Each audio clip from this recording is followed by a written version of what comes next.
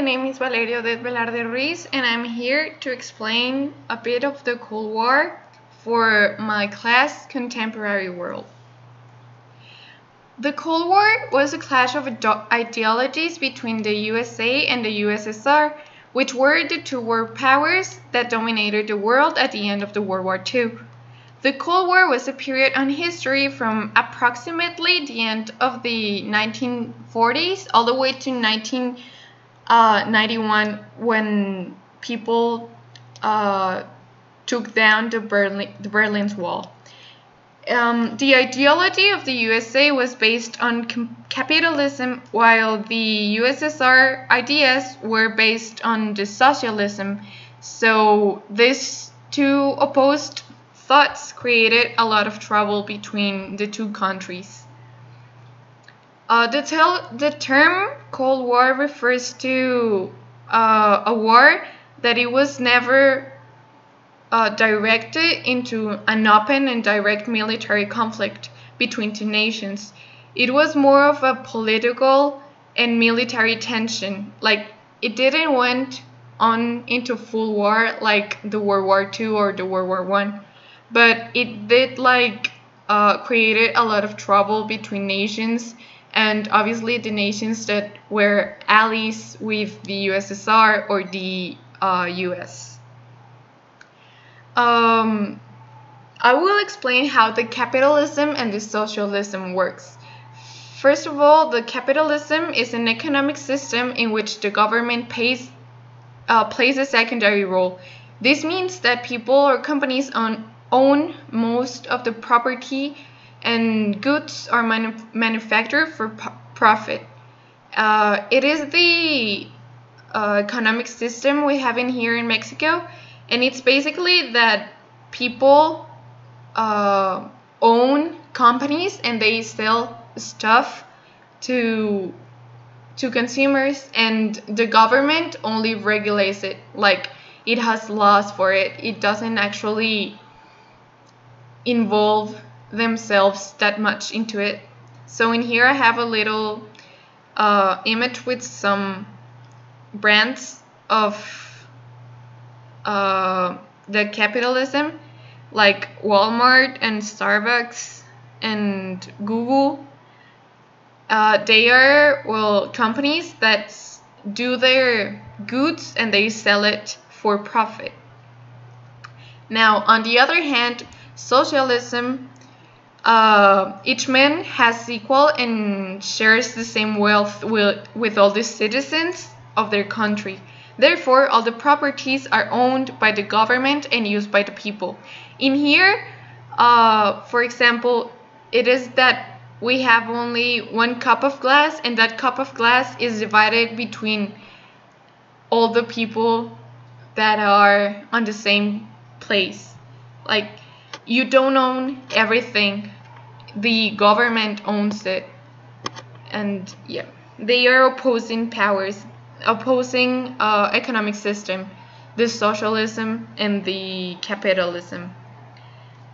Also, the activity asked us for an interview, and in here I decided to interview my history teacher from the last semester. His name is Giovanni Almaraz, and he studied history at Universidad Autónoma de Ciudad Juárez. The questions were the following: what countries were the world leaders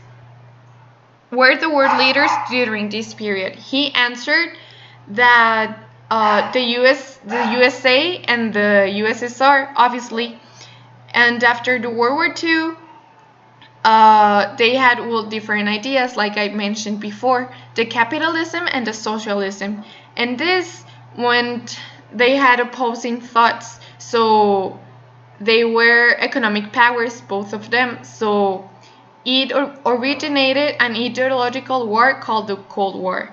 Next question is, why did the countries who were allies during the wars become enemies afterwards? To this question, he answered, USA and Russia were allies in the war against Germany because they saw it as a major rival in the quest to become the world leader, and separated they couldn't do so, so they decided to work together. After the World War II, USA and Russia both wanted to be superpowers, so they split and became enemies. After this, the next question is, where did the Cold War took place? He answered, it's more of a political and ideological setting, not an actual place.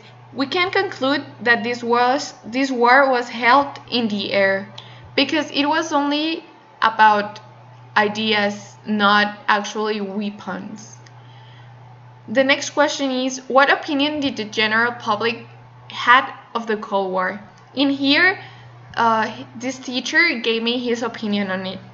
The Cold War favored technology, phones, computers, etc. If it wasn't because of it, maybe we wouldn't have the technological advances we have today. The last question is, what type of weapons did the two world powers had at their disposal? To this he answered, Russia created a new atomic bomb with 30 times more power than the Hiroshima bomb. This is quite a technological advance in little time. We can only imagine the kind of weaponry we have today.